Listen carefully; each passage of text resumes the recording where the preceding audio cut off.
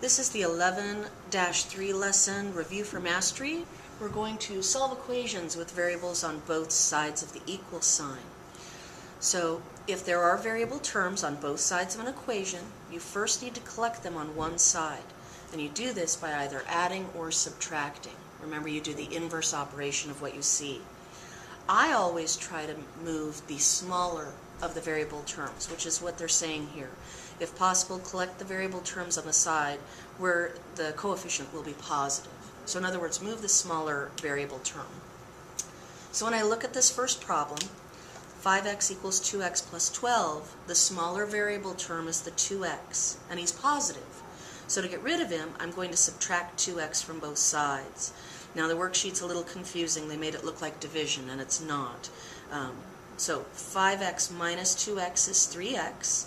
Over here, the 2x minus 2x cancels, and the 12 is what's left. And now, when I have 3x equals 12, remember that this is multiplication. So to undo that multiplication, we divide both sides by 3, and that's why x is 4. This is our solution to this one. Over here on the right-hand side, they're showing you how to check that by plugging in the 4 for both x values. And then you find out that 5 times 4 is 20. 2 times 4 is 8. You bring down the plus 12. 8 plus 12 is 20. 20 equals 20. It checks. That means 4 really is your solution because it worked. Now let's look at the second example. I have negative 6z plus 28 equal to 9z minus 2. The smaller variable term is this negative 6z. How do you get rid of something that's negative?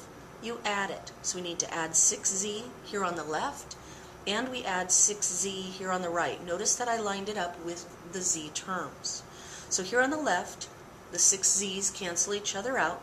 The positive 28 comes down. So does the equal sign. 9z plus 6z is 15z, and I bring the minus 2 down. Now, I need to get this constant of a minus 2 to the other side. What's the inverse operation to subtraction? It's addition. So we're going to add 2 to both sides. 28 plus 2 becomes 30. The 15z comes down. These 2's cancel each other out. And now, what does it mean when the 15 and the z are side by side? That's multiplication. So we divide both sides by 15. These cancel out and the z's alone. 30 divided by 15 is 2. And again, over here on the right-hand side of the worksheet, they're just showing you that if they plug the 2 in for the z's and check the work, 16 equals 16 is a true statement, and therefore you've proved that 2 really is the solution. Okay? So let's look here at problem number 1. Problem number 1 says I have 9m equal to 4m minus 25. They're prompting us with subtraction. So they want us to subtract the smaller number, the 4m, from both sides. 9m minus 4m is 5m. Over here these cancel out and the negative 25 comes down.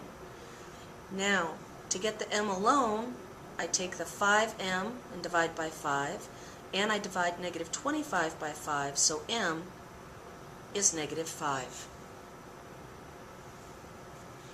Let's look at problem number 2 together. Problem number 2 says I have 3h minus 7 equal to 5h plus 1. Which number is smaller, 3h or 5h? The 3h. So let's subtract 3h from both sides.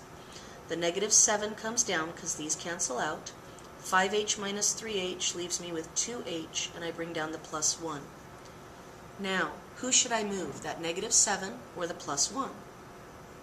I should move the plus 1, and the way I'm going to do that is to subtract 1 from both sides.